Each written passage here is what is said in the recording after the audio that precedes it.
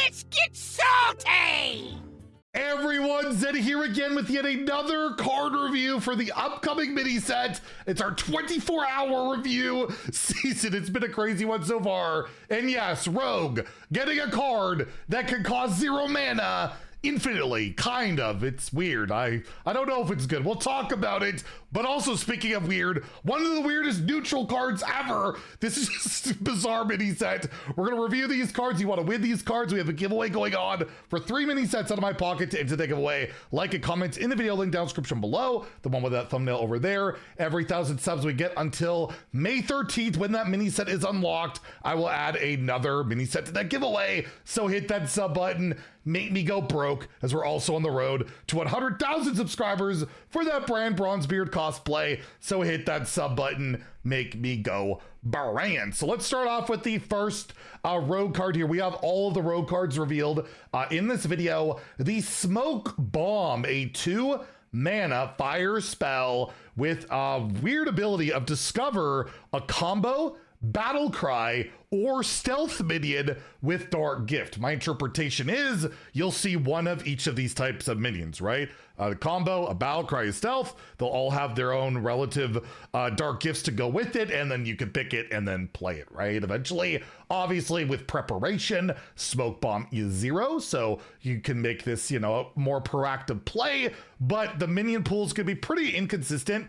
Combo we've seen with the, I can't remember, the 2-mana spell, I'll put the picture there, is pretty consistent with the amount of, like, I think there's like 7 or 8 combo minions in standard right now. But when you make it just one option, that becomes a lot worse. Same with Battle Cry or Stealth.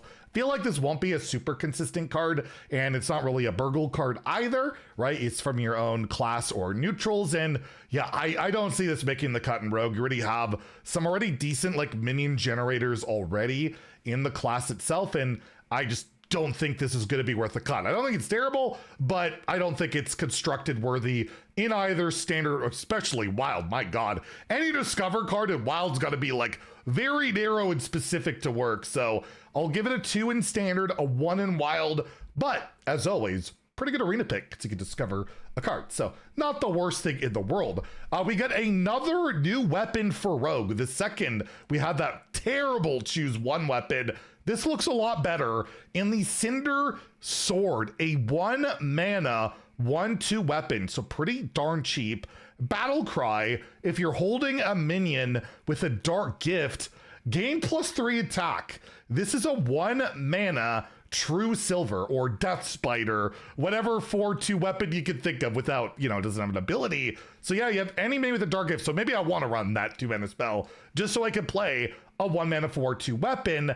And then, of course, you can buff it. In particular, was it Wicked Shipment? The 4-mana spell. All of a sudden, this is what? A 6-attack weapon with 2 extra durability. This might help Weapon Rogue come back. I don't want to see that. Or you just play this for 1 and play the Sword Shiner and make it a 3/3. That could be an issue, but then, you know, you could just do that with your dagger as well. So probably not nearly as relevant, although it is cheaper than your dagger. I will not like scoff at this. It scares. I don't like weapon stuff anymore. I don't know. It's always just go face with it for the most part. I miss my Kingsbane, but that's all Kingsbane kind of was. I don't know. I'm a hypocrite. Overall, yeah, if you realistically have dark gifts going on, which Rogue has been playing the dark gift stuff to an extent, right? I think the Ashimane deck runs like Creature of Madness and the like Nightmare Fuel card. It could see play there, but that's not a super aggressive deck, and this card feels very aggressive, right? Like that's a lot of attack for pretty cheap. I'll give this a 3 out of 5. Like, this could pop up. Maybe it spawns a dark gift weapon Rogue. Like, that's possible. Just buff the crap out of this little weapon that looks kind of innocent at first, but won't be in the long term. So yeah, I'll give it a 3. In standard, in Wild, you have Kingsbane, which is really cool, iconic. It doesn't see a lot of play right now, and you could do a lot more crazy stuff with that card at the moment. So we'll give it a 2 for that format. But yeah, pretty darn spooky weapon. And yes, this is the part of the title where I'm losing my mind over 0-mana cards. We have the Ever Burning Phoenix. This is a 4-mana 2/2 elemental, again for Rogue.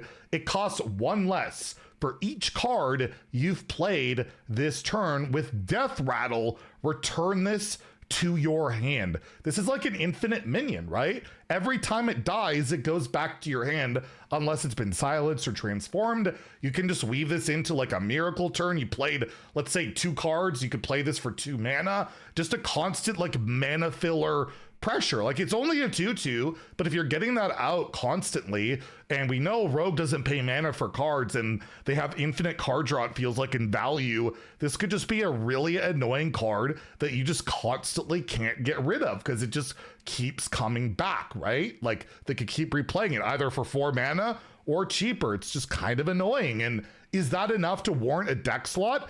Zero idea, but it's 0 mana at times, and it's potential, yeah, like infinite value, and it just makes sense in a lot of worlds with, you know, all the 0 mana cards in the world, you know, step making something 0 and replaying it, and then I play my Phoenix. I see this as like a 3 out of 5 standard card, just like a mana filler, right? Like, you just did a bunch of stuff and you can just throw this for free at times, or for 1 mana if I got 1 mana to float or whatever. It's not the worst, but again, it's just a 2/2. But again, we know how those reoccurring things can be annoying and add up over time. It seems like a better Dreadsteed almost. I don't know. I'll give it a 3 out of 5. It's certainly got a chance. It could be complete crap. It could be, or it could be like busted. It could be anything because we don't know. The card's not out yet. I'm reviewing it with my horrible takes. But yes, I'll give it a 3 in standard. I'll give it a 2 in wild, where I just feel like constant annoyance isn't enough, where you just have to, again, in wild you have to murder people. And if the card doesn't help you murder people or disrupt people, it's basically not going to see play. So yeah, we'll go with the 2 in wild. And then lastly, this the weirdest card of the mini set so far, at least, is Zeddy, Flameancer, a 6 mana 4/4 neutral epic card. Battle cry: if every card in your hand is of a different cost, reduce their costs by 2. So if you have a 1, 2, 3, 4, 5, 6, 7, 8, 9, like a full hand plus this, I guess you could discount a possible 18 mana, or if you've increased your hand space somehow, you could get even more, as long as they're different costs. And you could play something out and then play this to like manipulate it. Super weird, but it's mass mana cheat.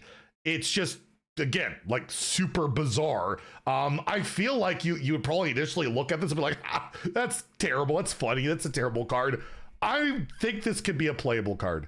There's going to be some deck, some combination of cards where I play this and I can tutor these certain cards out pretty easily, discount them with this, and then kill my opponent somehow, or do something silly. I don't know if it's gonna happen now or like way down the road. It's just like in wild where like Scabs is kind of crazy all of a sudden, and like Draka Rogue, you just never know. So I'll give it a 2, but I wouldn't be shocked if like some smart deck builder makes this to be a broken, really good card, because you can never undervalue what mass mana cheat can do in Hearthstone. So you know what? I'll bump it to a 3 in standard and wild for like, I'm gonna future-proof this because I don't think it'll be good anytime soon, but someday, somewhere, Flameancer will be insane, and then we can come back and look at this and be like, wow, Zeddy was maybe right about something one time? No, not really. It took 37 years, and for this card to be buffed to 1 mana to be good. What are we talking about here? But yeah, I'm gonna give it a 3 in standard wild.